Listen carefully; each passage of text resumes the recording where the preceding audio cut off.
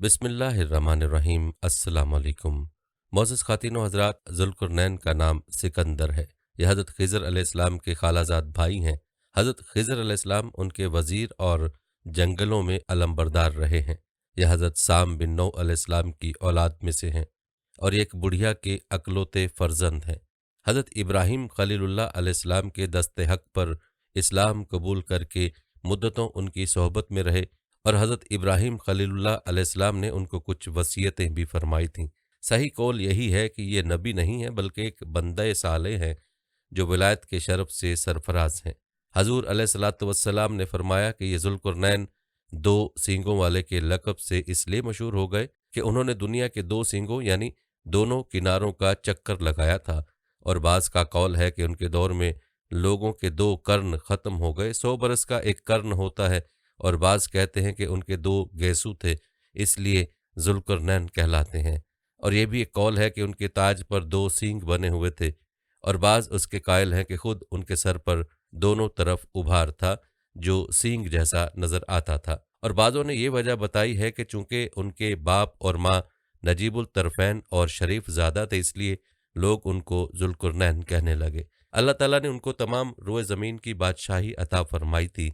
बल्कि नाज़रीन, दुनिया में कुल 4 बादशाह ऐसे हुए जिनको पूरी ज़मीन की पूरी बादशाही मिली। उनमें 2 मोमिनीन थे और 2 काफिर। मोमिन तो हज़रत सुलेमान अलैहिस्सलाम और ज़ुल्क़ुरनैन हैं और काफिर एक बख्त नसर और दूसरा नमरूद है। और तमाम रोए ज़मीन के एक 5वें बादशाह इस उम्मत में होने वाले जिनका इस्म गिरामी हज़रत इमाम महदी रज़ियल्लाहु ताला अन्हु है।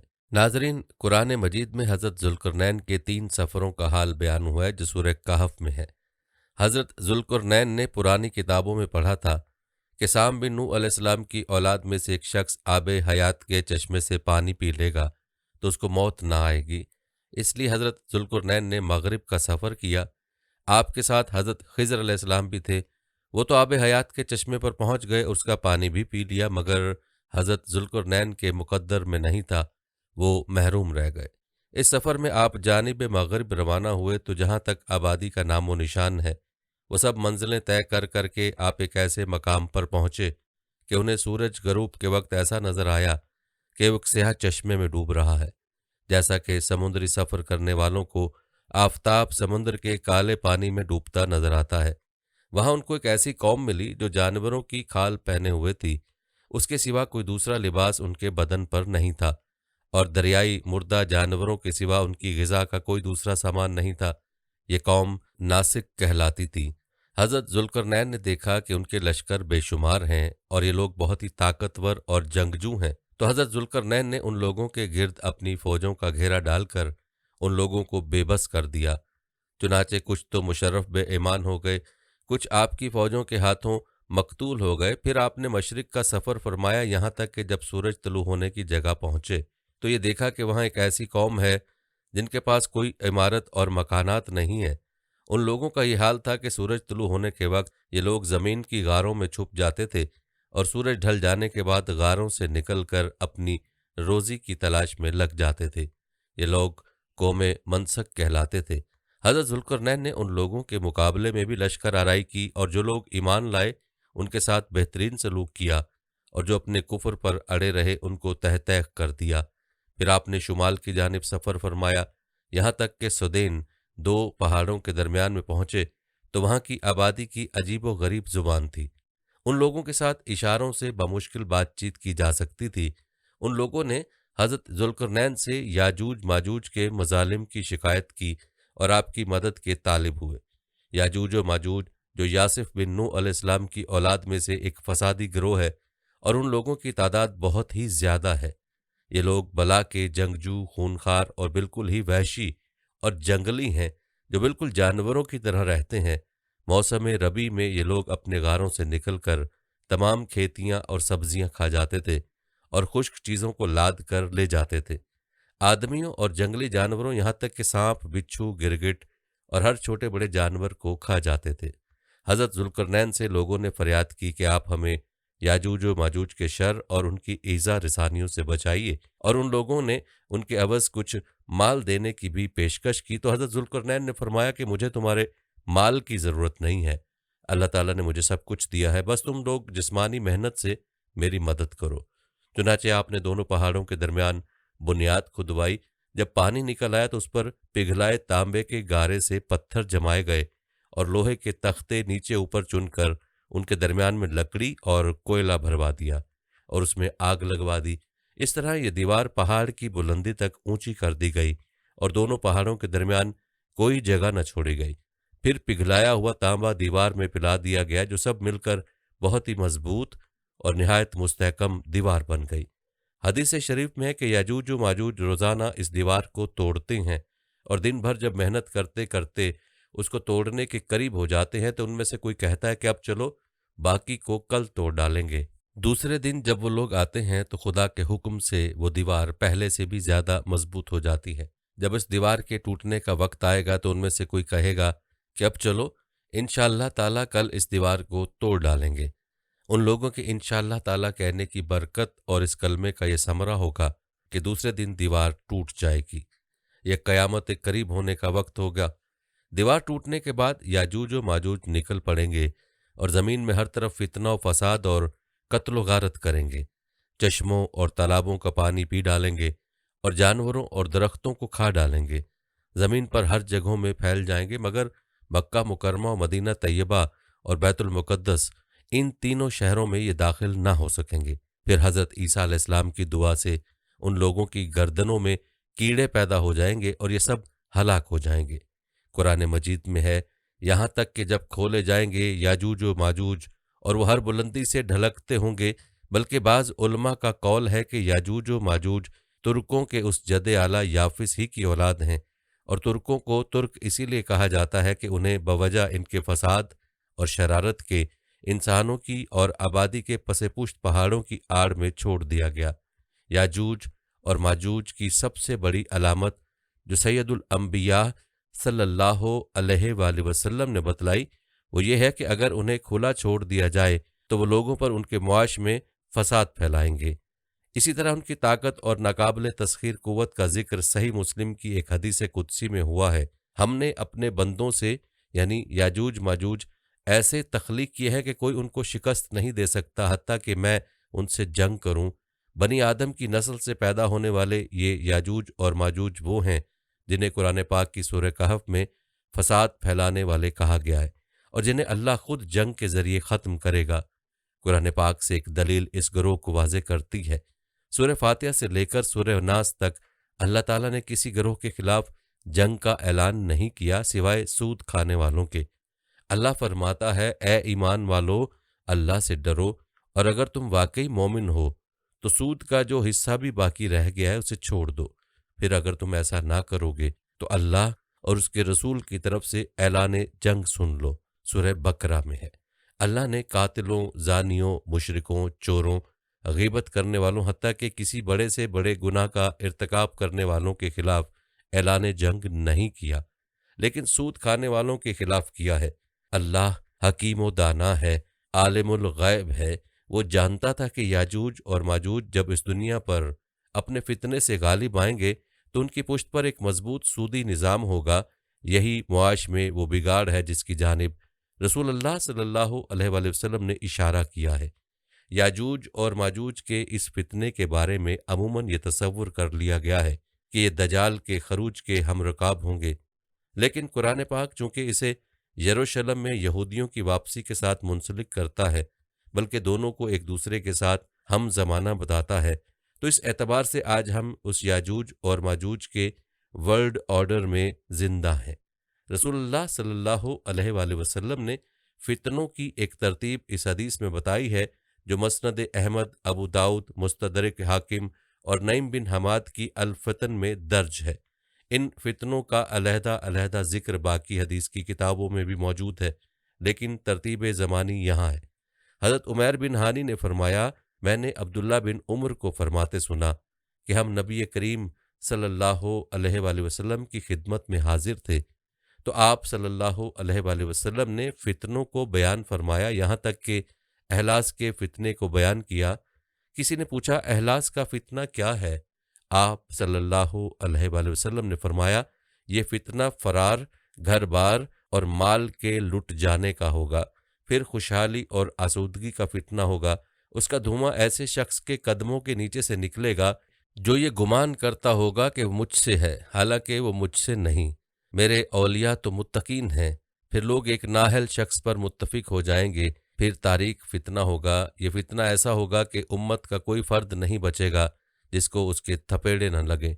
جب بھی کہا جائے گا کہ یہ فتنہ ختم ہو گیا تو وہ لمبا ہو جائے گا۔ ان فتنوں میں آدمی صبح کو مومن ہوگا اور شام کو کافر۔ لوگ اسی حالت میں رہیں گے یہاں تک کہ دو خیموں میں بٹ جائیں گے، ایک ایمان والوں کا خیمہ جس میں بالکل نفاق نہیں ہوگا، دوسرا نفاق والوں کا خیمہ جس میں ایمان نہیں ہوگا۔ تو جب تم اس طرح تقسیم ہو جاؤ تو بس تم دجال کا انتظار کرنا کہ آج آئے یا کل آئے۔ اس حدیث میں جس تاریک فتنے کا ذکر کیا گیا ہے اس کی ایک اور حدیث سے مطابقت ملتی ہے، جس کا مفہوم یہ ہے کہ ایک وقت ایسا آئے گا کہ سود اس قدر عام ہو جائے گا کہ ہر کسی تک اس کا غبار ضرور پہنچے گا، یعنی یہ فتنہ پوری بنے نوع انسان کو گھیرے میں لے لے گا۔ حرم کی چار دیواری اور مدینہ النبی کے ارد گرد، بغداد کی گلیوں، مشہد کے بازاروں، سید علی حجویری کی نگری، غرض کوئی جگہ اور مقام دیکھ لیں آپ کو سودی نظام معیشت کی کار فرمائیاں نظر آئیں گی۔ کرنسی نوٹوں سے اے ٹی ایم مشینوں اور بینکوں کی عمارات تک سب کی سب اس دجالی ورلڈ آرڈر کی گواہی دیتی ہیں جسے یاجوج اور ماجوج نے اس دنیا پر نافذ کر رکھا ہے، اور جس کا بظاہر کوئی توڑ اس دنیا کو نہیں سوجھ رہا، اس لیے کہ اس کے پیچھے وہ پورا نظام ہے جو ٹیکنالوجی، فوجی طاقت اور ریاستی جبر کے ساتھ سیکولر تعلیم اور اخلاقیات کے ساتھ پنجے گاڑے ہوئے۔ یہی وہ نظام ہے جس میں صبح کا کافر اور رات کا ایمان بتایا گیا ہے۔ ہم اس پورے نظام کے کل پرزے بن چکے ہیں۔ ہم دن بھر اسے قائم رکھنے کی عبادت میں مصروف رہتے ہیں اور رات کو اپنے اللہ کے حضور سجدہ ریز ہو کر مومن ہونے کا اقرار کرتے ہیں۔ اس نظام کو اللہ تبارک تعالیٰ نے یاجوج اور ماجوج دو مخصوص عربی الفاظ سے تعبیر کیا ہے۔ یاجوج عربی زبان کا فاعل یعنی ایکٹیو لفظ ہے، اور ماجوج مفعول یعنی پیسیو، یعنی یہ دو چہروں والے لوگ ہوں گے، ظلم کریں گے اور کہیں گے کہ ہم امن کے پیامبر ہیں، اپنے آپ کو مذہب کے علم بردار کہیں گے، لیکن مذہب سے ان کا دور کا بھی واسطہ نہ ہوگا۔ غرض یاجوج اور ماجوج بنی آدم میں سے ایسی قوم، قبیلہ یا گروہ ہے جو اس قدر طاقتور ہے جسے صرف اللہ ہی اپنی طرف سے اعلان جنگ سے ختم کرے گا، جو معیشت میں فساد پھیلائیں گے، اور قرآن کے مطابق یہی مفسدین ہیں۔ یہ طاقتور مفسدین وہ ہیں جو انسانوں کے ہر مروجہ نظام میں فساد پھیلانے کے قابل ہیں۔ سیاسی نظام، عدالتی نظام اور معاشی نظام کا فساد تو امور مملکت کے حوالے سے واضح ہے۔ ہر وہ حکم جو اللہ نے ان کے معاملات میں دے دیا ہے، اس کے مقابلے میں انہوں نے ایک مربوط تصور کے ساتھ نظام وضع کیا۔ سودی معیشت، عوام کی حاکمیت، زنا، چوری اور قتل کی سزاؤں کی مخالفت، زنا اور بے حیائی و فحاشی کو معاشرتی رویہ قرار دینا، چوروں کو دارالاصلاح کی راہ دکھانا، اور قصاص کا قانون جس میں اللہ نے زندگی رکھی ہے اسے ختم کرنا، یہ ایک پورا ورلڈ آرڈر ہے جس کی بقا سود کے معاشی نظام پر ہے۔ ان کا یہ فساد صرف اور صرف حکمرانی کے معاملات میں نہیں بلکہ زندگی کے ہر معاملے میں نظر آتا ہے۔ خاندانی نظام کا فساد، جس کی وجہ سے اب بعض معاشروں میں حرامی اور حلالی بچے کی تمیز ختم ہو گئی۔ جنسی تعلقات کا فساد کہ اب بعض سماج ہم جنس پرستی اور ہم جنس پرستوں کے حقوق کی جد و جہد کر رہے ہوتے ہیں۔ زراعت کے نظام میں فساد کہ اب جس طرح کیمیکل اور جینیاتی انجینئرنگ کے ذریعے بیج تیار ہو رہے ہیں اور ان میں قوموں کو تباہ کرنے کے لیے زہر تک شامل کیا جا رہا ہے۔ نسلی فساد ایسا کہ ایک خاص منصوبے سے پوری کی پوری قوم کو صفحہ ہستی سے مٹا دیا جاتا ہے۔ مذہبی تصورات میں فساد ایسا کہ ہر مذہب کی ایک نئی صورت دنیا کے سامنے پیش کی جاتی ہے، اور پھر اپنے پروردہ مذہبی علماء کو اس نظام کا ایسا گرویدہ بنایا جاتا ہے کہ وہ انہی کے نظام کو اسلامی جمہوریت، اسلامی سوشلزم، اسلامی بینکنگ، اسلامی کلچر وغیرہ جیسی اصطلاحات دے کر اس دین کا حلیہ بگاڑتے ہیں۔ اسلام ایسا دین ہے جو اپنی اصلاحات اور اپنی طرز زندگی لے کر مبعوث ہوا تھا۔ صرف ایک مثال دیکھیے کہ بڑے سے بڑا اسلامی مفکر بھی انسانی حقوق کی اصطلاح استعمال کرتا ہے، حقوق العباد نہیں کہتا، کیونکہ یہ لفظ بولنے سے اللہ کا تصور سامنے آ جاتا ہے۔ دوسری بات یہ ہے کہ حقوق العباد انسانی رشتوں کے حوالے سے ہیں، جبکہ یاجوج ماجوج کے دجالی نظام میں یہ تصور ہی بے معنی ہے۔ اسلام میں والدین، اولاد، پڑوسی، بیوہ، یتیم، نادار، مسکین، بیوی اور خاوند کے حقوق ہیں، لیکن انسانی حقوق کے چارٹر میں کہیں ان کا ذکر نہیں، بس لفظ انسان رکھا گیا ہے۔ بوڑھا ہے تو اولڈ ایج ہوم میں بھیج دو اور بے نیاز ہو جاؤ، خاندانی نظام سے ماورا بچے پیدا کرو اور ریاست کو ذمہ دار بنا دو۔ یاجوج اور ماجوج کے بارے میں بہت سی ضعیف اور گھڑی ہوئی احادیث کے عام ہونے کی وجہ سے انہیں کوئی مافوق الفطرت مخلوق سمجھ لیا گیا ہے، حالانکہ قرآن حکیم اور احادیث صحیحہ بالکل مختلف تصور پیش کرتی ہیں۔ ان فتنوں سے بچنے کا راستہ کیا ہے؟ حضرت حذیفہ رضی اللہ تعالیٰ عنہ بن یمان نے فرمایا، لوگ رسول اللہ صلی اللہ علیہ وآلہ وسلم سے خیر کے بارے میں سوال کرتے اور میں شر کے بارے میں سوال پوچھتا، اس خوف سے کہیں شر مجھے پکڑ نہ لے۔ انہی حذیفہ بن یمان کا قول نعیم بن حماد نے کتاب الفتن میں درج کیا ہے، یہ فتنے ایسے لمبے ہو جائیں گے جیسے گائے کی زبان لمبی ہوتی ہے۔ ان فتنوں میں اکثر لوگ تباہ ہو جائیں گے، البتہ وہ رہیں گے جو پہلے سے ان فتنوں کو پہچانتے ہوں گے۔ پہچانو، یہ پورا دجالی نظام یاجوج و ماجوج کی سودی معیشت کے راستے ہمارے سروں پر مسلط ہے، اور ہمیں خبر تک نہیں کہ ہم تباہی کی جانب بڑھ رہے ہیں۔ اس کی وجہ یہ ہے کہ ہم نے تباہی اور خوشحالی کو دنیا تک محدود کر لیا ہے، جبکہ ہمارا انجام اس سودی نظام کے کارندوں اور اللہ کے خلاف جنگ کرنے والوں میں ہوتا جا رہا ہے۔ کیا ہم روز محشر اللہ کے حضور ایسا اٹھنا پسند کریں گے؟ یہ ہے اصل تباہی۔ جلد دنیا دو خیموں میں تقسیم ہو جائے گی، کفر اور ایمان کے خیمے۔ ڈرو اس وقت سے جب ہم اس نظام کی چکا چوند سے اندھے ہو کر کفر کے خیمے میں کھڑے ہوں گے۔ اللہ رب العزت سے دعا ہے کہ ہمیں اس گناہ کبیرہ سے محفوظ رکھے اور ہمیں اس دور فتن میں اپنے ایمان کی حفاظت کرنے کی توفیق نصیب فرمائے۔ آمین یا رب العالمین۔